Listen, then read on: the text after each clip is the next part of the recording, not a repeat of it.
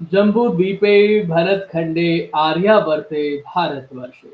Jambu talks देखने वाले हमारे सभी दर्शकों का बहुत बहुत स्वागत, अभिनंदन। मैं हूं आपके साथ निधीश गोयल, करता हूं आप सभी का यथोचित अभिवादन।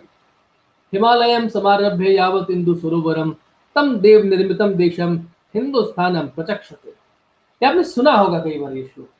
जब हिमालय की बात आती है तो कई लोग तो कहते हैं कि कच्चा पहाड़ है, अरावली जो है वो पक्का पहाड़ है। अब कच्चा पापड़, पक्का पापड़, कच्चा पहाड़, पक्का पहाड़, इस चीजों में हमें जाना नहीं है खास तौर पे। लेकिन हमें यहां जरूर जाना है कि हिमालय से भारत की संस्कृति कैसे जुड़ी हुई है। जब पिछले कार्यक्रम में, जी हाँ, आज मैं बात करने वाला हूँ महाभारत के लिए, क्योंकि महाभारत की जो हमारी ये श्रृंखला चल रही है इसका दशम पुष्प आज आप सभी के लिए समर्पित होने वाला है, अर्पित होने वाला है। जब बात अर्जुन की आती है, युधिष्ठिर की आती है, पांचों पांडवों की आती है, या फिर हम कहें कि कौंतेयों की आती है, माद्रेयों की आती है, तब बात शतशृंग की भी आती है। बात आती है वहां पर जहां उनका बचपन गुजरा था। और बचपन की जब बात आती है तो हिमालय पार की बात आती है। जी हाँ, पिछले कार्यक्रम में हमने बात की थी ना कि दिग्विजयी महाराज सम्राट पांडु की उत्तरी ध्रुव तक जो उन्होंने दिग्विजय अभियान किया था। उत्तरी ध्रुव तक दिग्विजय अभियान होगा तो हिमालय पार का क्षेत्र भी उसमें शामिल होगा। और इसके साथ साथ में जरा थोड़ी सी और आगे की बात की जाए तो नागराज प्रसंग की बात करेंगे, धनुर्विद्या की बात करेंगे, जल के उद्यानों की बात करेंगे, और सबसे बड़ी बात तो करेंगे हिमालय पार भारत के सम्राटों के प्रतिनिधित्व की बात करेंगे। आज के कार्यक्रम में बहुत कुछ आपको मिलेगा। हमारा आपसे निवेदन है, ये जम्बू टॉक्स है, ये जम्बू थॉट्स है, इस विचार को पूरे अधिकार के साथ ग्रहण कीजिए। हमारे चैनल को सब्सक्राइब नहीं किया है तो कीजिए, लोगों तक इसे शेयर कीजिए, इन बातों को शेयर कीजिए, इस अभियान में हमारा समर्थन कीजिए, ऐसा आपसे अपेक्षा रखते हैं। आइए स्वागत करता हूं हमारे बीच पधारी हुई दीदी जी, प्रोफेसर कुसुम लता केडिया जी। दीदी जी, आपका बहुत स्वागत, अभिनंदन, प्रणाम, कैसे हैं आप? अच्छी है जी दीदी जी। जी। तो आज अपने लोग बात करेंगे जहाँ पांडवों का जन्म हुआ, जहाँ खेले, जहाँ शिक्षा पाई, उस पूरे क्षेत्र का वर्णन करेंगे। जी तो प्रारंभ करते हैं। नारायणं नमस्कृत्य नरं चैव नरोत्तमं देवीं सरस्वतीं व्यासं ततो जयम् उदीरयेत्। तो हम लोगों ने इतना तो देख ही लिया था कि धर्मराज से युधिष्ठिर, वायु ने भीम को दिया, और देवराज इंद्र से अर्जुन उत्पन्न हुए, और जैसा उसका मंगल गान वगैरह हुआ। इसके बाद माद्री से दो अश्विनी कुमारों के द्वारा नकुल और सहदेव का जन्म हुआ। इसके बाद का वर्णन बहुत सुंदर है। ये है कि ये बढ़ने लगे, पुष्ट होने लगे, महर्षियों को आश्चर्यचकित करने लगे।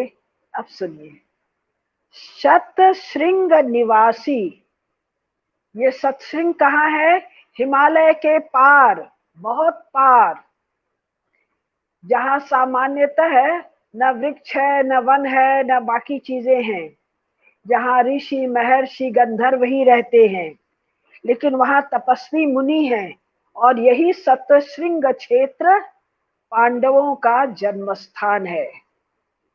क्या कभी आपने सुना कि पांडव भारत के बाहर जन्मे थे? पांडवों का जन्म विदेश में हुआ था।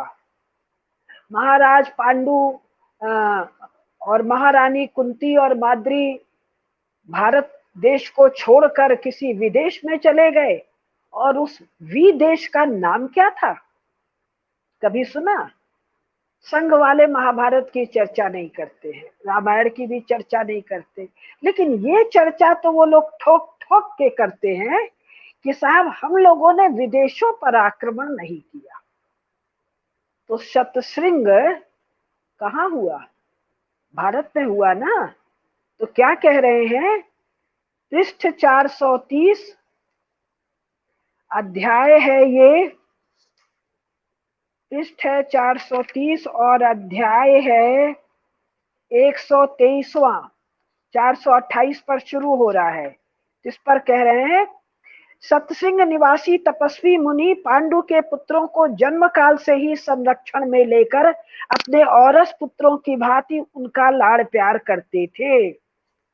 उधर सतसिंह हिमालय के पार, उधर द्वारका में वसुदेव आदि सब वृष्णवंशी राजा पांडु के विषय में चिंतित होकर विचार कर रहे थे। द्वारका जी कहाँ हुई? सिंधु सागर, जिसको बेईमान अंग्रेज कहते थे फारस की खाड़ी, और अब के नवाचारी उसको अरब सागर कहते। अरे भाई, उसमें समुद्र के समान सिंधु नदी आकर गिरती है, तो उसके नाम पर शुरू से उसका नाम सिंधु सागर है।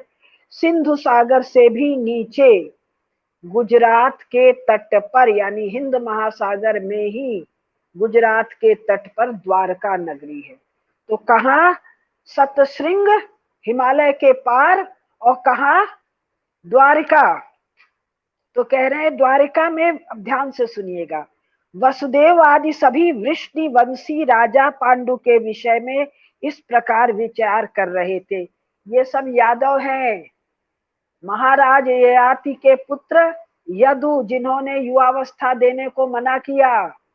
तो उन्होंने कहा, जाओ, तुम्हारे जो वंशज होंगे उनको राजा होने का अधिकार नहीं होगा। वही यादव हैं, यदु के पुत्र हैं, वंशज हैं, वृष्णिवंशी राजा पांडु के विषय में विचार कर रहे हैं। अहो, राजा पांडु सतसिंह पर्वत पर चले गए हैं। द्वारका में खबर है कि हस्तिनापुर के पांडु वन में गए थे, जंगल में श्राप मिला और वहां से सतसिंह गए हैं। वहीं ऋषियों मुनियों के साथ तपस्या करते हुए तपस्वी बन गए हैं। वे शाक मूल फल भोजन करते हैं, तप में रहते हैं, तप में लगे रहते हैं, इंद्रियों को काबू में रखते हैं, सदा ध्यान योग का साधन ही करते हैं। ये बातें बहुत से संदेश वाहक मनुष्य बता रहे थे।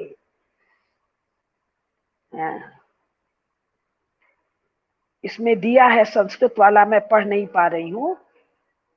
तो द्वारिका तक खबर कैसे आई? बहुत से संदेश वाहक, रेगुलर आना जाना है। महाराज पांडु गए हैं, स्वेच्छा से गए हैं, देश निकाला नहीं है। तो हस्तिनापुर से भी संदेश आ जा रहा है। और महारानी जो कुंती है वो यादव वंश की हैं, तो उनकी चिंता भी हो रही है। यानी महाराज पांडु के ससुराल में भी चिंता हो रही है कि महाराज कहाँ पर हैं, संदेश वाहक आ जा रहे हैं। यह समाचार सुनकर प्रायः सभी यदुवंशी उनके प्रेमी होने के नाते शोक मग्न होते थे। यदुवंशियों के दामाद हैं। वे सोचते थे कब हमें महाराज पांडु का शुभ संवाद मिलेगा। एक दिन उन्हें महाराज पांडु के पुत्र होने का समाचार मिला। तब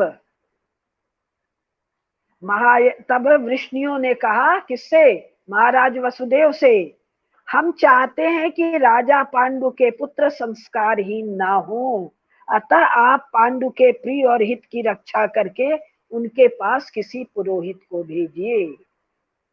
तब विस्तार से है कि वसुदेव जी के पुत्र हैं कि भगवान कृष्ण, वासुदेव उनको कहते हैं। देवकी वसुदेव, वही वसुदेव जी हैं ये। तो वसुदेव जी कुंती और माद्री के लिए वस्त्राभूषण, दास दासी, गाय, चांदी, स्वर्ण सब पुरोहित को बुलाकर भेजा। पुरोहित लोगों ने वन क्षेत्र के लिए प्रस्थान किया। चलते चलते कहाँ पहुंचे? सतसिंह। तो वहां पर ये जो पुरोहित है काश्यप मुनि है, तो इनका तब कुंती और माद्री दोनों ने वसुदेव जी की प्रशंसा की कि उन्होंने हम लोगों की इतनी चिंता की। तब उन पुरोहित वसुदेव जी ने, कितना विस्तार से डिटेल है, केवल राजा का नाम, रानी का नाम, युवराज का नाम, राज्य का नाम नहीं है, राजकुमारों का चूड़ा कर्म, उपनयन संस्कार किसने करवाए, उन पुरोहित का भी नाम है पुरोहित काश्यप ने उनके सब संस्कार करवाए। और सब संस्कार चूड़ाकरण उपनयन के पश्चात वेदाध्ययन में लगे। भारत के भावी सम्राट वेदों का अध्ययन कर रहे हैं। क्यों? राजधर्म का ज्ञान करने और उसका उपयोग करने। किसके लिए? प्रजा के हित के लिए, धर्म के हित के लिए, सज्जनों के हित, विप्रों के हित, गौओं के हित के लिए। और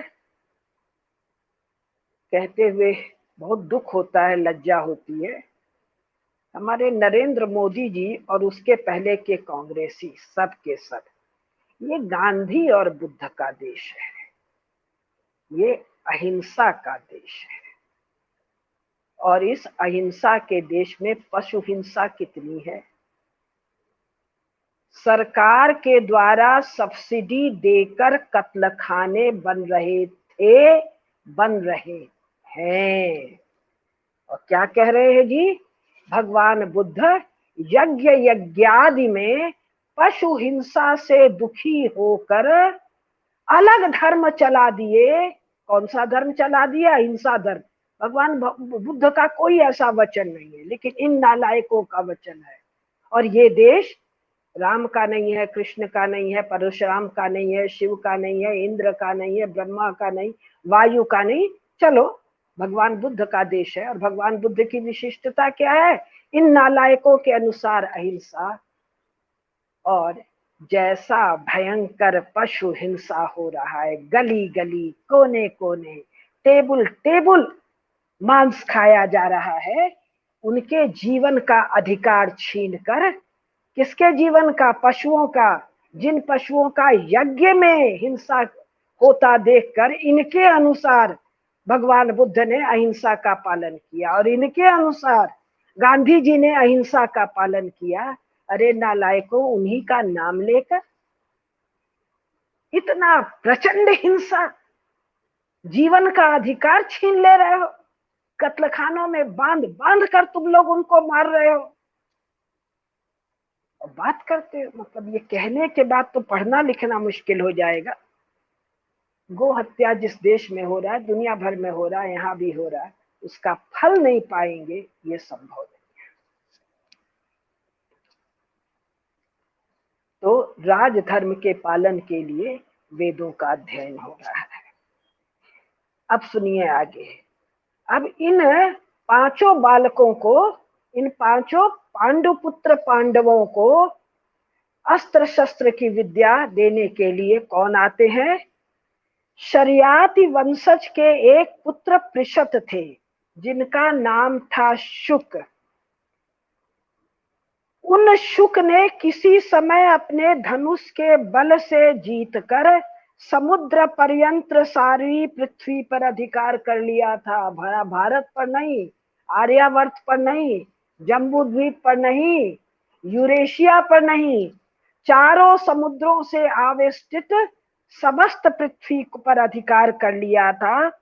अश्वमेध जैसे 100 बड़े बड़े यज्ञों का अनुष्ठान और वगैरह वगैरह सब किया। उन राजर्षि शुक, वो सम्राट जो ऋषि समान है, अतः राजर्षि, वो सम्राट राजर्षि शुक की कृपा प्रसाद से सभी पांडव धनुर्वेद में पारंगत हो गए। तो ये जो दिग्विजयी सम्राट हैं, समस्त पृथ्वीपति शुक हैं, वो कहाँ जाकर दे रहे हैं धनुर्विद्या? सतश्रृंग, हिमालय के पार।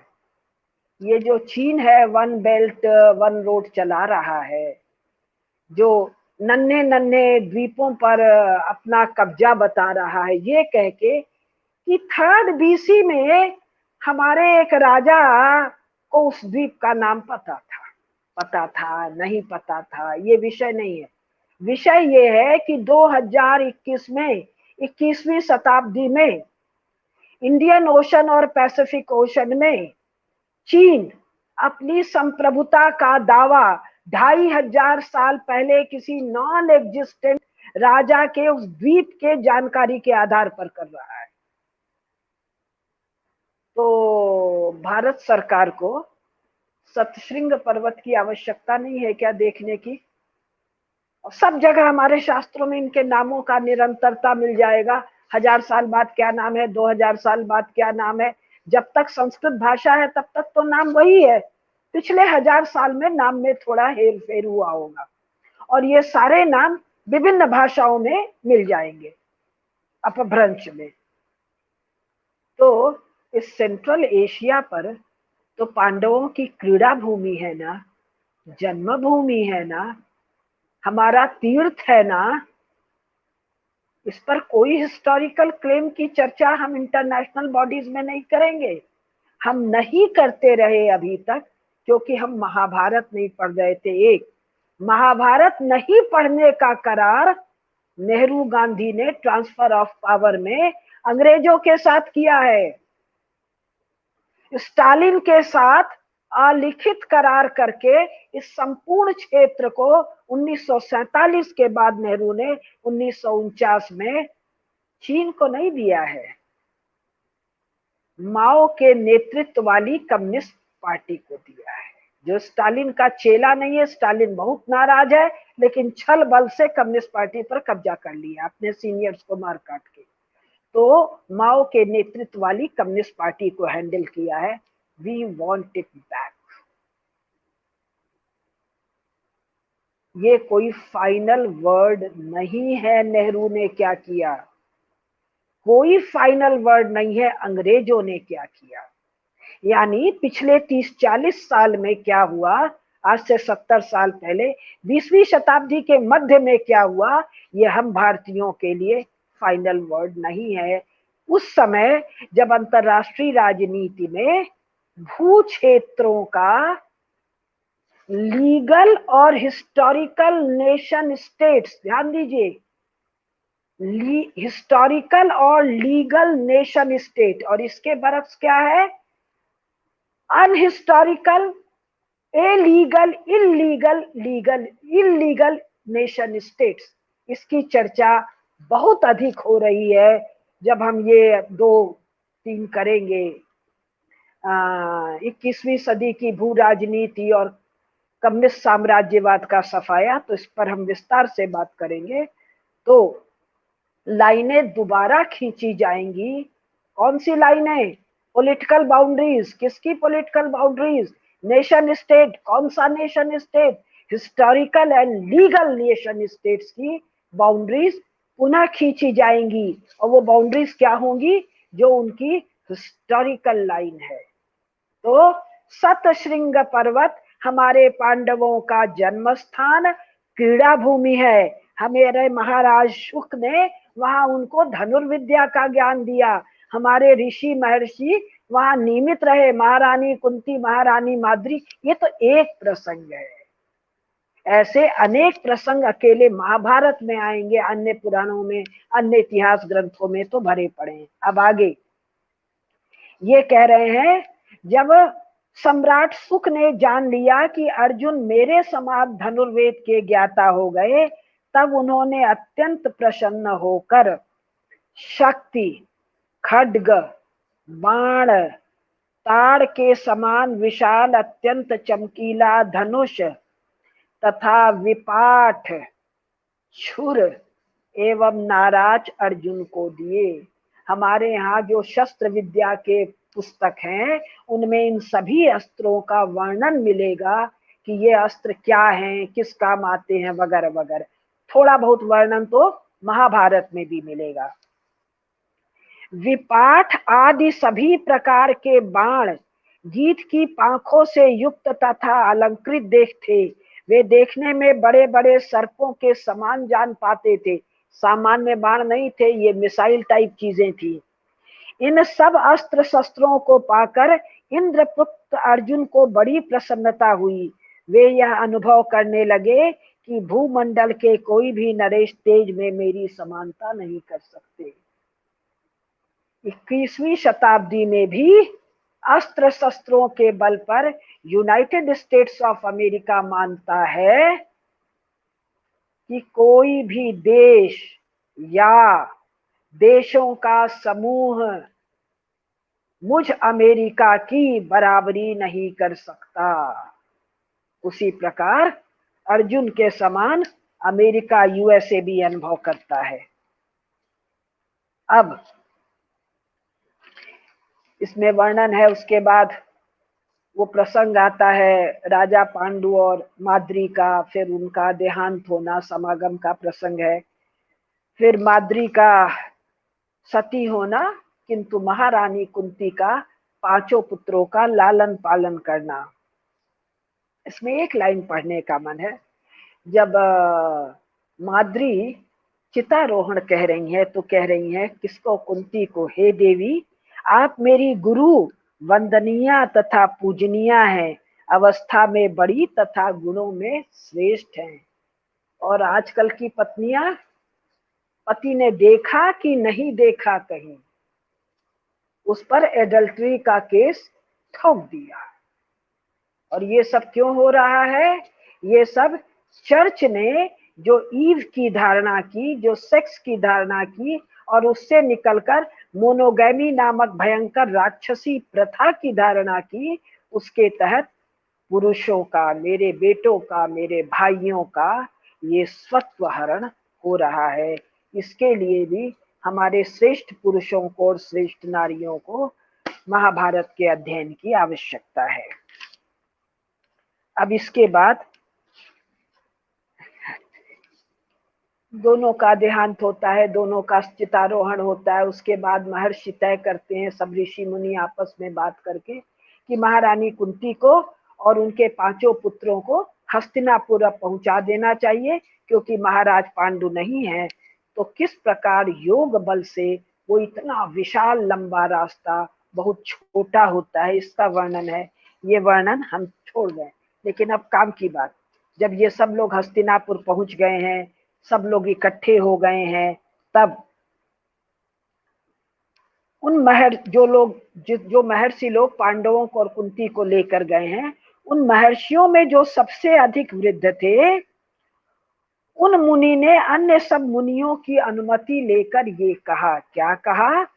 हे भीष्म जी, ये कथा सब हुई, उसके बाद कहा कि ये जो पहला युधिष्ठिर है, ये दिव्य हेतु से साक्षात धर्मराज द्वारा प्रदत्त पुत्र है। उसी प्रकार महात्मा राजा को साक्षात वायु देवता ने महाबली भीम पुत्र दिया है। और उसी प्रकार से तीसरा पुत्र धनंजय इंद्र के अंश से जन्मा है। और माद्री देवी ने अश्वनी कुमारों से दो पुरुष रत्नों को उत्पन्न किया है, नकुल और सहदेव। सत्य सत्य और सत्य। परिचय, पांडु के पुत्र हैं, जन्म हुआ है युधिष्ठिर से, जन्म हुआ है वायु से, इंद्र से, और इन दोनों का हुआ अश्वनी कुमारों से। और ध्यान दीजिए, कुंती का नाम पंच कन्याओं में है। यदि प्रातः काल इन पंच कन्याओं का स्मरण करते हैं तो पाप मोचन होता है, मन की बुद्धि की निर्मलता है। और कौन पांच कन्याएं हैं? कुंती, द्रौपदी 2, मंदोदरी, तारा 4, एक ध्यान नहीं आ रहा है। तो मंदोदरी कहाँ है? राक्षस कुल में, राक्षस राज रावण की पत्नी, बाद में विभीषण से विवाह होता है। तारा वानर राज बाली की पत्नी, बाद में अंगद से विवाह, सुग्रीव से विवाह होता है। 2 द्रौपदी, और हाँ, द्रौपदी, कुंती और अहिल्या, ये 5 कन्याएं हैं, परम पवित्र कन्याएं, जिनका शास्त्र में एक से अधिक पुरुषों के साथ विवाह का या संग का वर्णन है। तो पवित्रता क्या है, शुचिता क्या है, श्रेष्ठता क्या है, सतीत्व क्या है, ये चर्च वाले प्रीस्ट नहीं बताएंगे। इसके लिए आपको हमारी कथाओं का, हमारी परंपराओं का, हमारे शास्त्रों का, हमारे पुराणों का, हमारे इतिहास का अध्ययन करना पड़ेगा। राक्षस कुल, वानर कुल और मानव कुल और महर्षि कुल, पांचों में 5 कन्याएं हैं। मेरी माँ बचपन में हमको याद कराती थी सप्तपुरी और सप्त नदियों का नाम, पंच कन्याओं का नाम। मुझे याद है बचपन में नहाते समय इन सबका स्मरण करती थी। अब भूलने लगी हूँ। अब मुझे पता नहीं कितनी माएं कितनों का स्मरण करा देती हैं। और फिर आगे का कथा। हाँ, अब जो मूल कहानी आ रही है। इसके बाद है कि वो लोग सब बताकर चले गए। फिर इन लोगों का अच्छी तरह हुआ। महाराज पांडु का जो अंतिम संस्कार की बाकी क्रियाएं हैं वो सब हुई। और वो सब जब हुई, श्राद्ध की समाप्ति पर सब लोगों को दुखी देखकर व्यास जी ने, महर्षि वेद व्यास जी ने, जिन्होंने पांडु को जन्म दिया, दुख शोक से आतुर एवं मोह में पड़ी हुई माता सत्यवती से कहा। माता सत्यवती कौन? निषाद राज की पोषिता पुत्री, महाराज शांतनु से विवाह, उन्हीं के कारण भीष्म प्रतिज्ञा, उन्हीं के पुत्र चित्रांगत और विचित्रवीर, उन्हीं के यहाँ धृतराष्ट्र, विदुर और पांडु। कहा माँ अब सुख के दिन बीत गए, अतिक्रांत सुखा, काला पर्युपस्थित दारुणा, स्वः स्वः पापिष्ठ दिवसा पृथ्वी गत यमुना। हे माँ, सुख के दिन बीत गए, बड़ा भयंकर समय उपस्थित होने वाला है, उत्तरोत्तर बुरे दिन आ रहे हैं, पृथ्वी की जवानी चली गई। पहले से दिखाई दे रहा है वो जो सूक्ष्म में घटित हो चुका है, स्थूल में घटित होने वाला है। त्रिकालदर्शी लोगों को ये पहले से दिखता है। इसका ज्योतिषी गणनाओं से भी दिखता है। दुनिया भर की विधियां हैं जिनके द्वारा आने वाले आगत को घटित होने के पहले जाना जा सकता है, देखा जा सकता है, अनुभव किया जा सकता है। जैसे भूकंप जब आने वाला होता है तो पशुओं में परिवर्तन दिखता है। वर्षा जब आने वाली होती है तो चींटियां निकलती हैं, चिड़िया, दादुर, मोर, पपीहरा आवाज करते। वर्षा भी हुई नहीं है लेकिन उनको आहगत का अनुमान हो गया है, आहट हो गई है, भान हो गया है, भास हो गया है। तो ये तो तपस्वी ज्ञानी ऋषि हैं जिनके आज्ञा चक्र खुले हुए हैं और पता नहीं कौन कौन से चक्र जागृत हैं। तो वो कह रहे हैं अब भयंकर समय आएगा जिसमें छल कपट माया का बोलबाला होगा। और हे माँ, तुम्हारे पौत्र के अन्याय से, कौन सा पौत्र? दुर्योधन के अन्याय से भरतवंशी वीर तथा इस नगर के लोग सगे संबंधियों सहित नष्ट हो जाएंगे। तब माता सत्यवती यही बात जाकर रनिवास में कहती हैं और अपने दोनों बहुओं को लेकर, कौन दोनों बहुएं?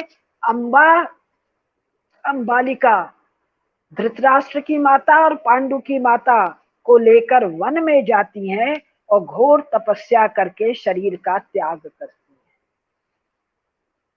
कौन है ये? माता सत्यवती, माता अंबा, माता अंबालिका कौन है? राजपुत्रियां, राजवधू, राजमाताएं, हस्तिनापुर साम्राज्ञी, ये भी तपश्चर्या में शरीर छीण करके भगवत भजन में वन में जीवन त्याग करती हैं। क्या हम ऐसे राजपुरुषों को, किसी राजपुरुष के बारे में 19वीं, 20वीं, 21वीं शताब्दी में जानते हैं? भारत में तो ऐसे नरपुंगव इन शताब्दियों में भी होंगे जिसका ज्ञान मुझे नहीं है। भारत के बाहर तो किसी भी शताब्दी में आपने न सुना है, न सुनने की कोई संभावना है। अब ये आ रहा है कि ये बच्चे बड़े हो गए हैं और दुर्योधन इन लोगों को लेकर ले जाते हैं। जो प्रसंग है ना, भीम को विष खिला के गंगा जी में फेंक देते हैं, फिर वो नागों से बल प्राप्त करते हैं। ये बहुत सुंदर एक वर्णन है। क्या है कि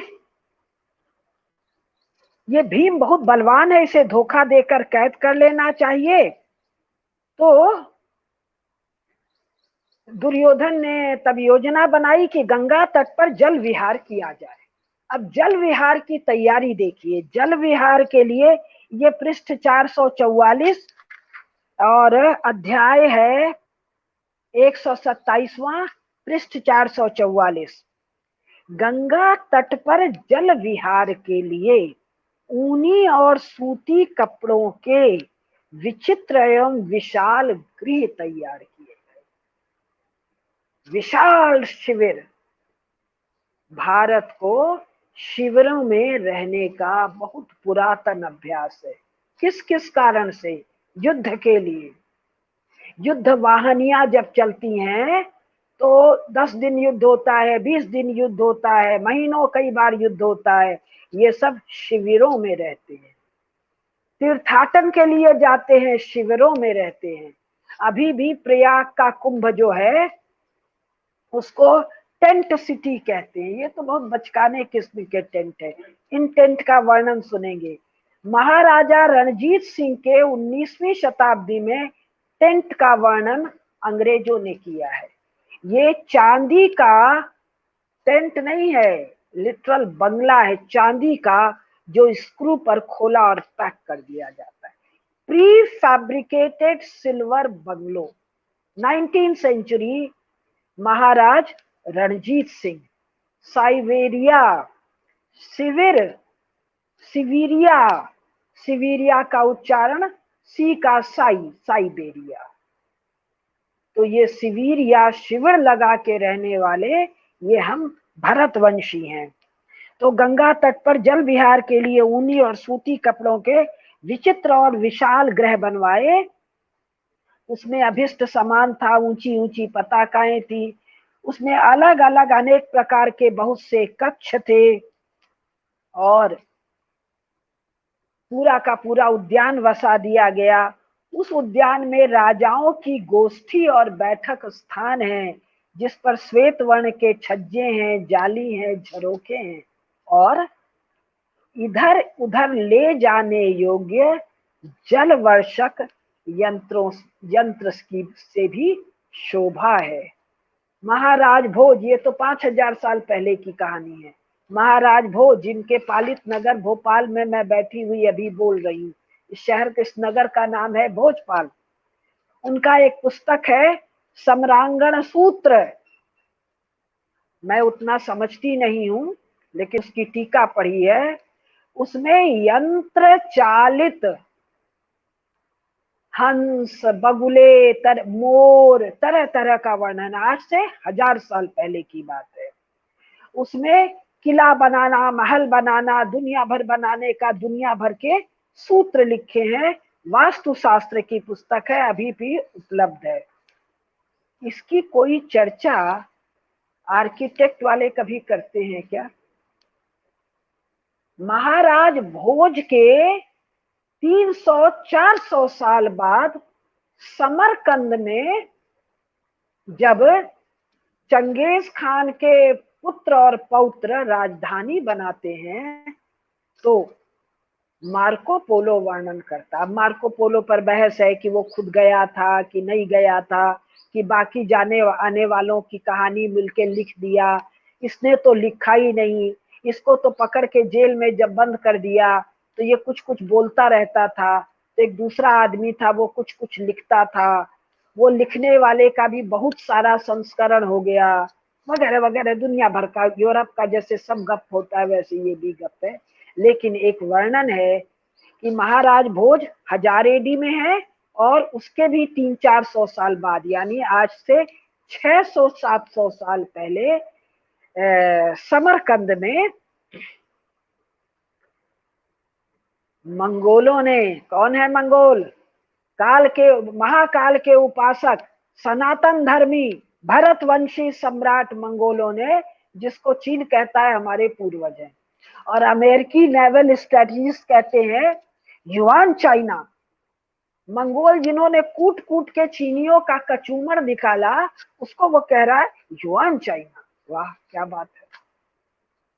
तो इन मंगोलों ने समरकंद में विशाल मोर बनाया है। कैसा? यांत्रिक, इंस्ट्रूमेंटल, जिसके मुंह से वो क्या क्या निकलता है, शरबत निकलता है कि शराब निकलती है कि मदिरा निकलती, बड़ा विराट वर्णन है।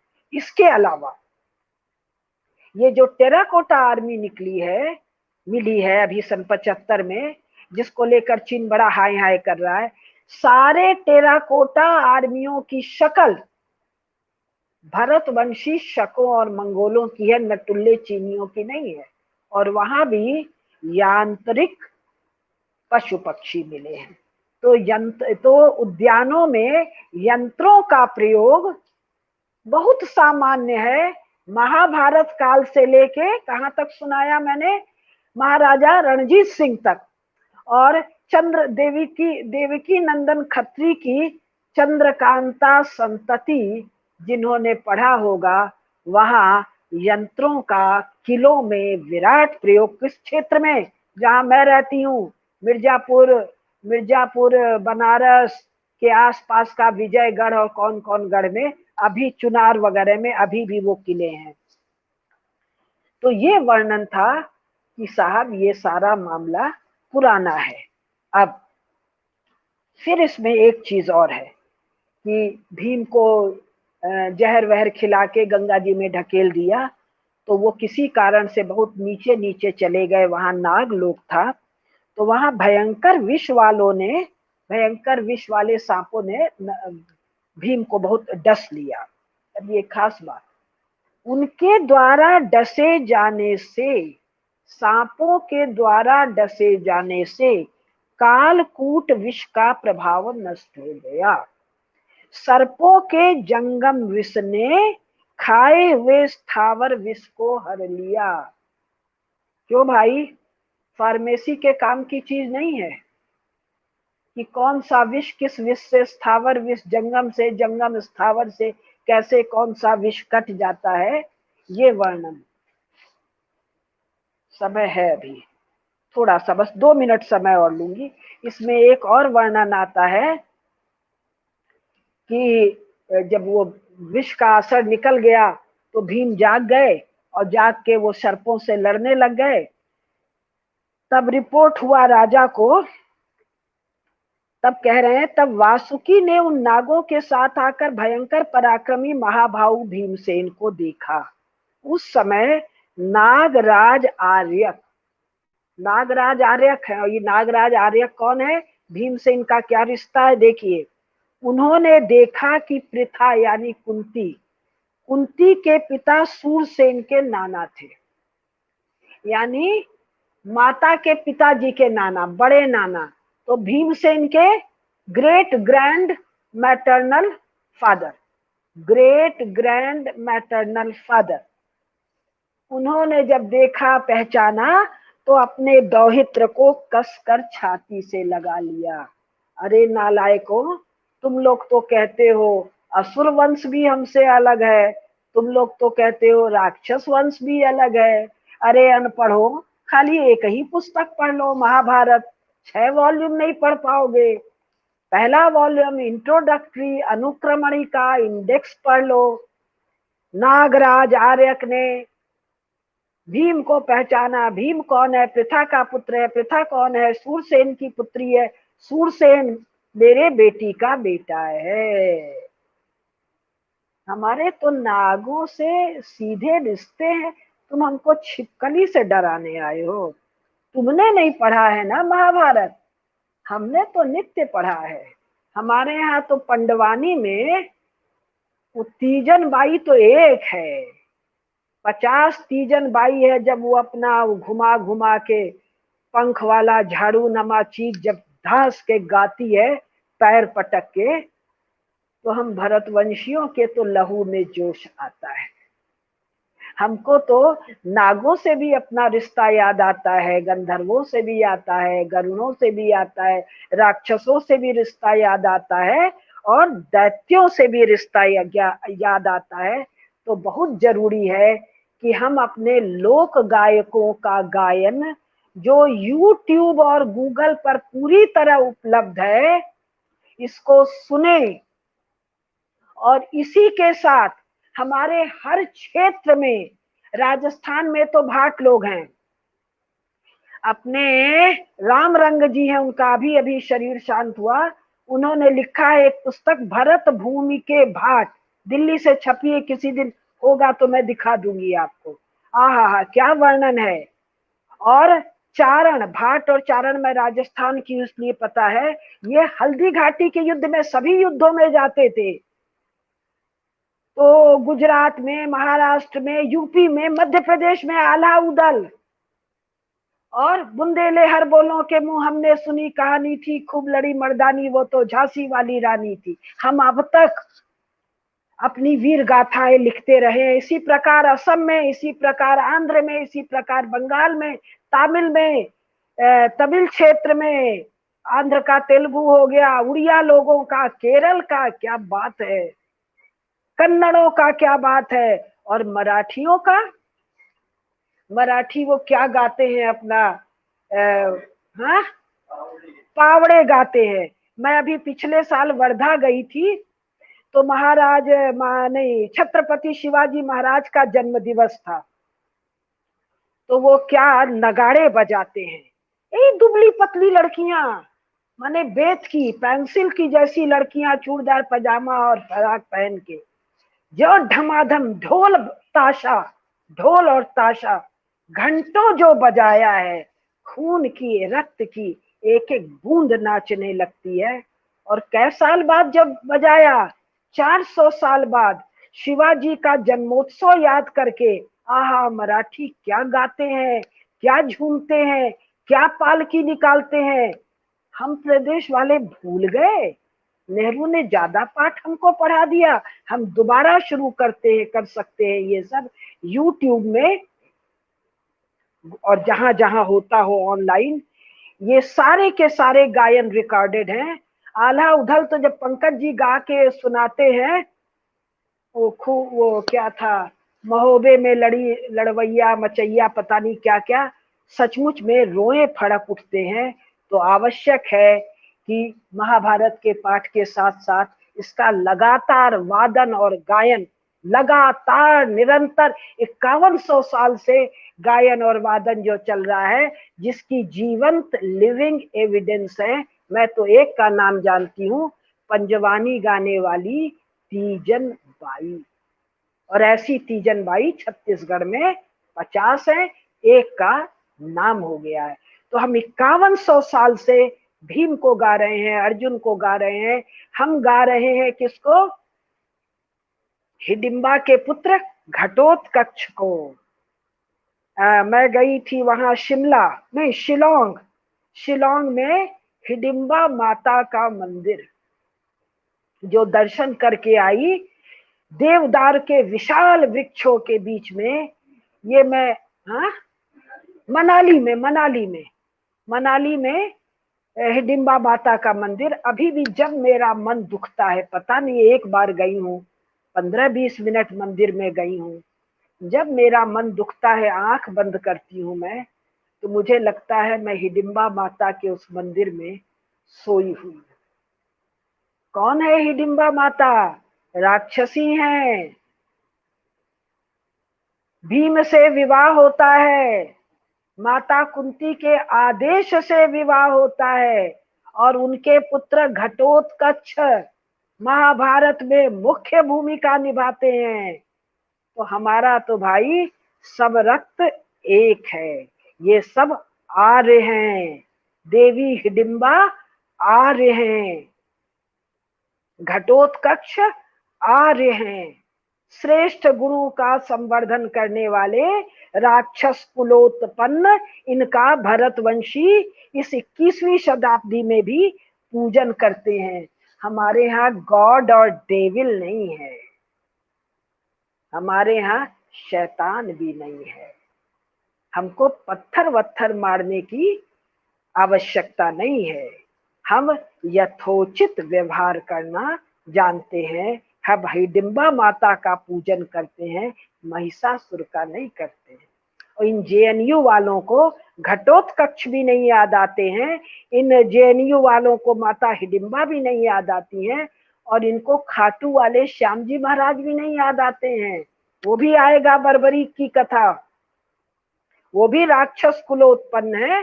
तो इस प्रकार से ये प्रसंग अब यहाँ पर मैं समाप्त करती हूँ। मुझे लगता है 1 घंटा हो गया। नमस्कार। सबकी जय, नागकुल की जय, माता हिडिंबा की जय, घटोत्कच की जय, बर्बरी की जय, और वो शतशृंग को की जय। कामना करती हूँ अपने जीवन काल में शतशृंग पर हम जाएंगे। अर्जुन की, भीम की, महारानी माद्री की, महारानी कैकई, और उसके भी पहले हमारे राजर्षियों ऋषियों की क्रीड़ा भूमि, तपोभूमि, विद्या भूमि, शस्त्र शस्त्र के अभ्यास की भूमि पर नमस्कार।